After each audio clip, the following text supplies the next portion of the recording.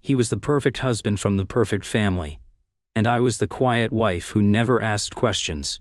For years he gaslit me into believing I was the crazy one, all while he was secretly running a massive financial crime operation behind my back. But when I uncovered the truth, I didn't just leave. I planned a revenge that would dismantle his entire empire, piece by piece. This isn't just a story about betrayal or a narcissistic husband. It's a deep dive into a complex financial crime investigation that I had to conduct myself to get justice. This is the story of how I took back my life. If you enjoyed this video or found it helpful, go ahead and give it a like. It really helps me out.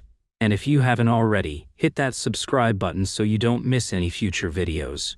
Thanks a bunch. The day I discovered my husband wasn't just a liar, but a maestro of deceit conducting a symphony of fraud, began with the most mundane of domestic tasks, laundry. It was a Tuesday morning in our meticulously curated home in Wellesley, a suburb of Boston where old money whispers from behind colonial-era facades, and the lawns are as flawless as the family reputations. Our life was a portrait of that perfection. Julian DeWitt, my husband, was the golden scion of one of those families, handsome, devastatingly charismatic, and a rising star at his father's wealth management firm.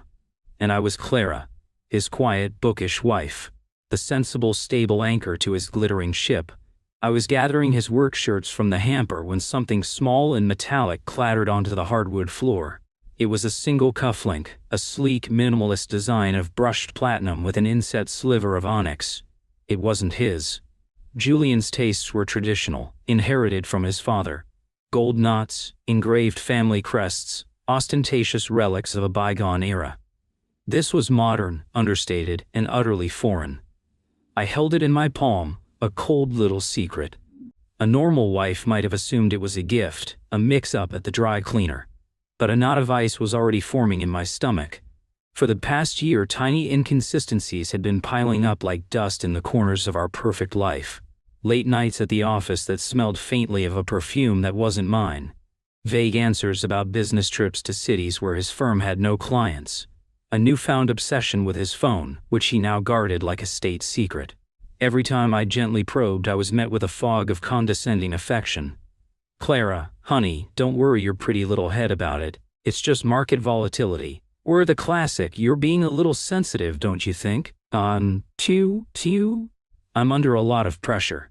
He was a master of the art, turning my valid concerns into evidence of my own emotional instability. It was gaslighting, of course. But at the time, I didn't have the vocabulary for it. I only knew that every conversation left me feeling smaller, crazier, and more alone. I was living in a state of constant, low-grade cognitive dissonance. The man who tucked a stray piece of hair behind my ear and told me I was his world was also the man whose actions made me feel like I was losing my mind. This cufflink, however, was different. It was tangible. It was proof. My heart hammered against my ribs, a frantic bird trapped in a cage. My first instinct, the one conditioned by years of his subtle manipulations, was to put it on his dresser and forget I ever saw it, to retreat back into the comfortable illusion, learned helplessness. The phrase would come to me later, from a therapist who would help me name the bars of my gilded cage. But in that moment, another part of me, a part I thought had long since atrophied, stirred. It was the archivist in me.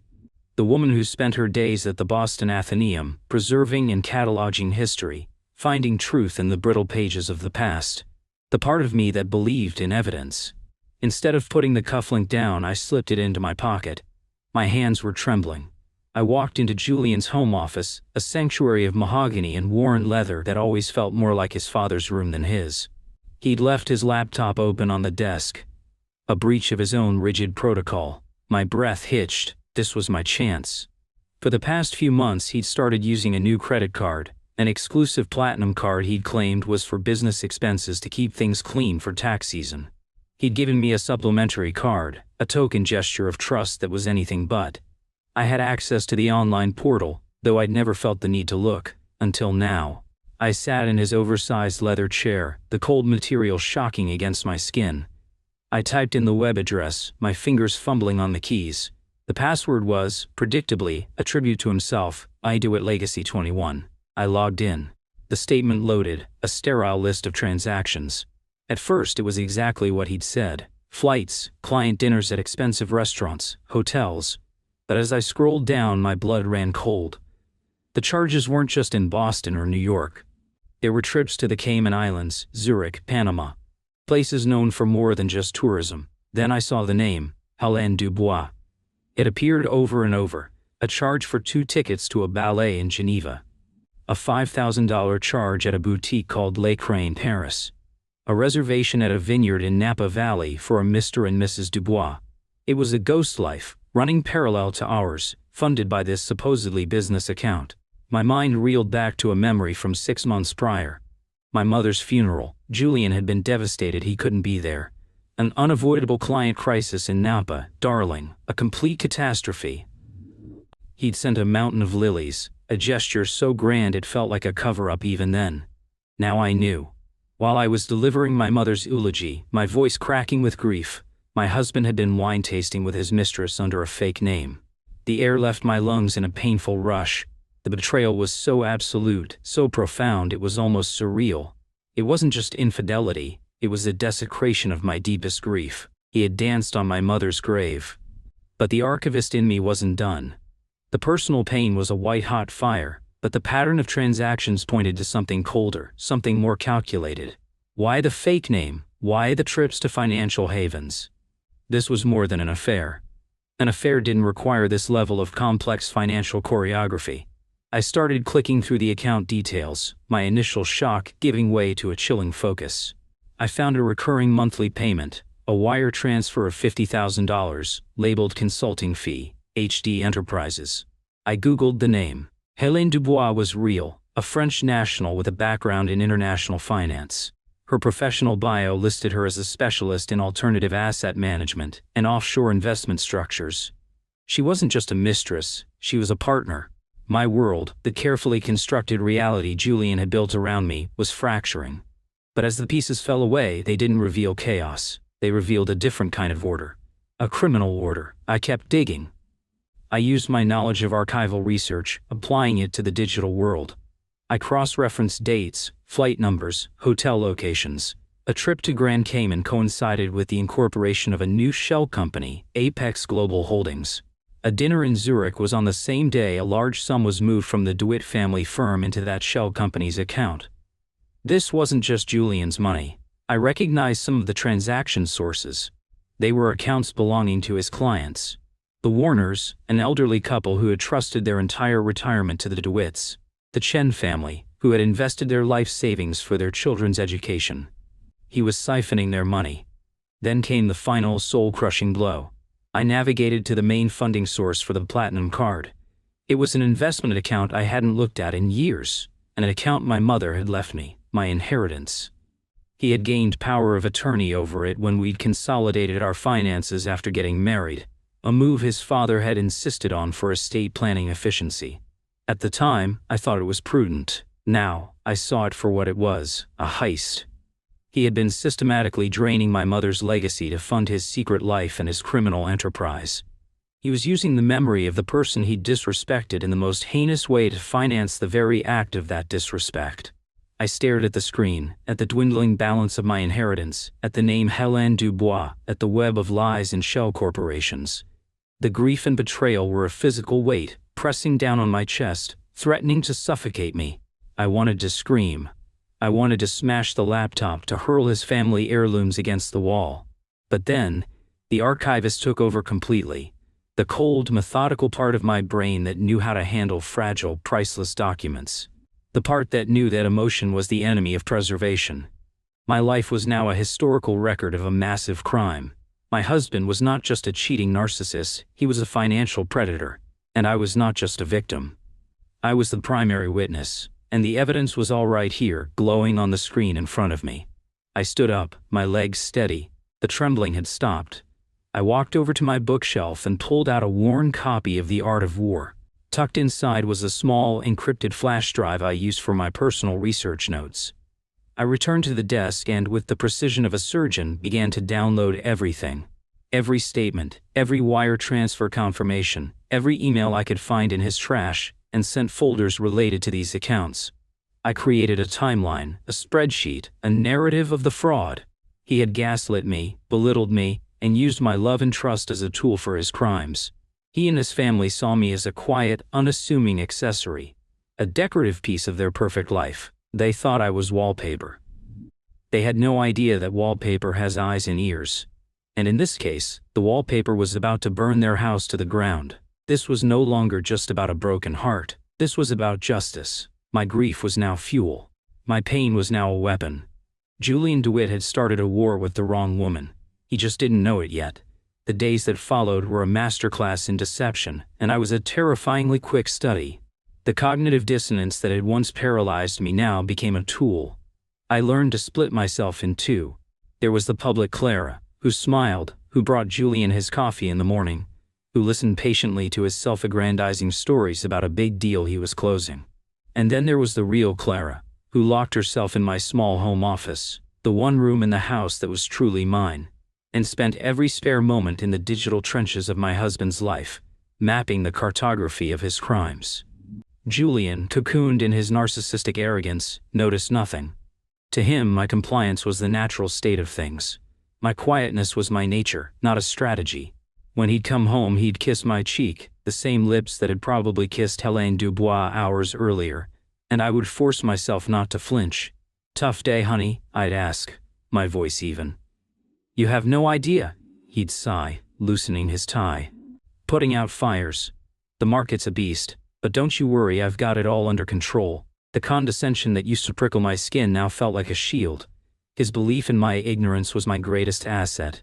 He was so convinced of his own intellectual superiority, of my role as the naive, artsy wife, that the possibility of me understanding, let alone investigating, his sophisticated financial world was literally unthinkable to him. My investigation deepened. The consulting fees to Helene Dubois' company were just the tip of the iceberg. I discovered a network of LLCs, all registered in Delaware, each with a name more bland and anonymous than the last. Atlantic Investment Partners, Bedford Strategic Group, Northeast Capital Ventures. They were Russian nesting dolls of fraud. Money from the DeWitt firm's client accounts would be funneled into one LLC, then transferred to another, then another, before being wired to the offshore accounts in the Caymans or Switzerland. It was a classic money laundering scheme, designed to make the funds untraceable. But I was an archivist. My specialty was tracing things.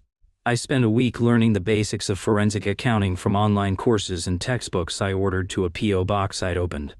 I learned that every digital transaction leaves a footprint, a unique identifier. Julian was smart, but he was also sloppy, overconfident. He'd used the same patterns, the same sequence of transfers for multiple clients. He'd created a system, and systems can be reverse engineered. I started with the Warners, the elderly couple. I knew them from the firm's holiday parties. Sweet people, their hands gnarled with age, their eyes full of misplaced trust in Julian. "He's like a son to us, Mrs. Warner had once told me, patting my arm. The thought made me sick. I found their initial investment of $2 million. Following the digital breadcrumbs, I watched as it was bled dry, siphoned off in increments of $50,000 or $100,000, passed through the Delaware LCs, and finally landing in an account under Apex Global Holdings in Grand Cayman, an account controlled by Julian DeWitt and Helene Dubois. The statements the Warners were receiving, I realized, must be forgeries. Julian was sending them fabricated documents showing their portfolio growing, while he was actually using their life savings to buy his mistress Parisian couture and fund their five-star getaways. This was bigger than I imagined. This wasn't just skimming. This was a full-blown Ponzi scheme. He was paying off early investors with money from new ones, all while creaming off the top for himself. The DeWitt firm, a bastion of old Boston integrity, was a house of cards, and my husband was the one holding the deck. The stress was immense. I was barely sleeping, surviving on coffee and adrenaline. I lost weight. Dark circles formed under my eyes. When Julian finally noticed, he put his arm around me, his touch feeling like a brand. "You seem tired, Clara," he said, his brow furrowed with a perfect performance of concern. "Is your work at the library getting to be too much for you? Maybe you should take some time off." It was the perfect gaslighting maneuver. He was attributing the physical toll of his own monstrous actions to my supposed weakness. The old me would have apologized, agreed, and felt guilty. The new me saw the chessboard. He was trying to remove a piece, my job, that gave me independence and time away from him. "No, I'm fine," I said, forcing a smile. "Just a big project. You know how it is." I used his own language against him. The scariest part was interacting with his family. The DeWitts were a clan. His father, Arthur DeWitt, was the patriarch, a man whose pronouncements were treated as gospel. His mother, Eleanor, was the social enforcer, obsessed with appearances and lineage. His younger sister, Caroline, was a carbon copy of her mother, vapid and viciously judgmental. They had never fully accepted me. I wasn't from the right background, didn't attend the right schools, and my hobby of a job was a source of quiet ridicule. They saw me as Julian's project, a rough stone he was polishing. One Sunday, we had dinner at the family estate. It was a weekly ritual I'd always dreaded. The air was thick with unspoken rules and passive aggression.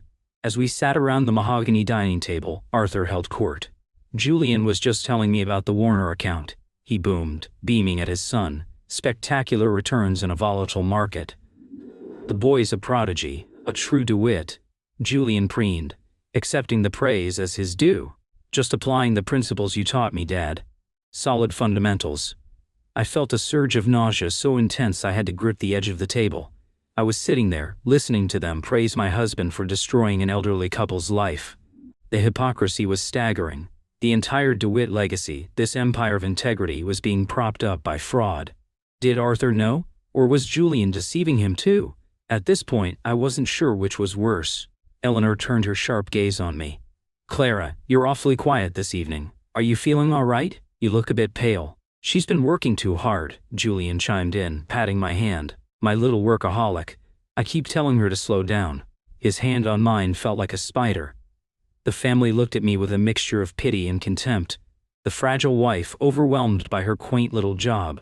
The lie was so complete, so perfectly maintained, that I felt like I was in a play where only I knew the script was a tragedy. That night, I made a breakthrough. I was searching through the backup files on an old external hard drive I'd found in the back of Julian's desk drawer. It was mostly old family photos and college papers.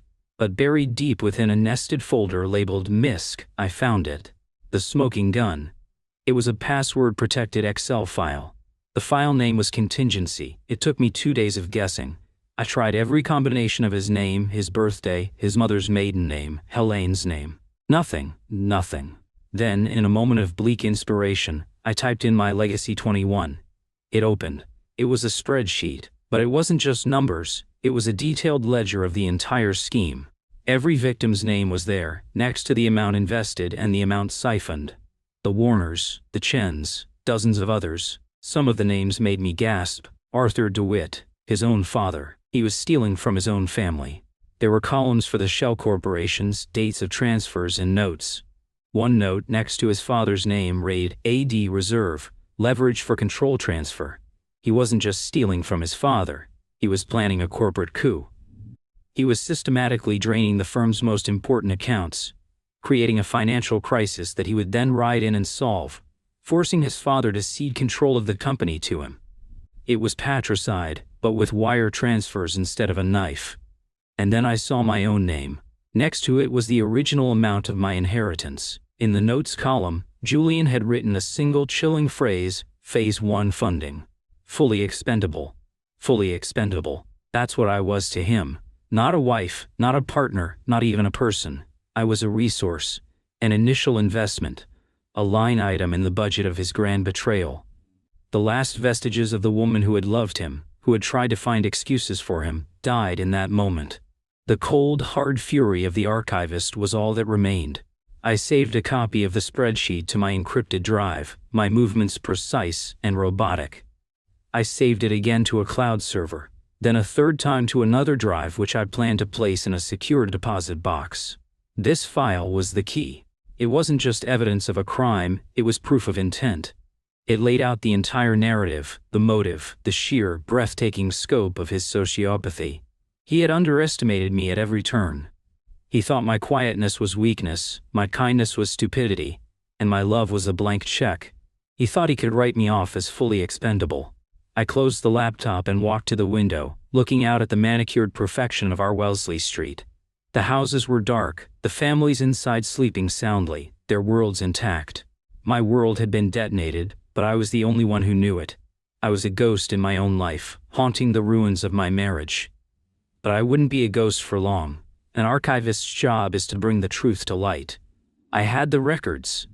I had the evidence. I had the story. Now, I just had to decide how to publish it. A quiet call to the sec, a discreet word with a lawyer. No, that wasn't enough.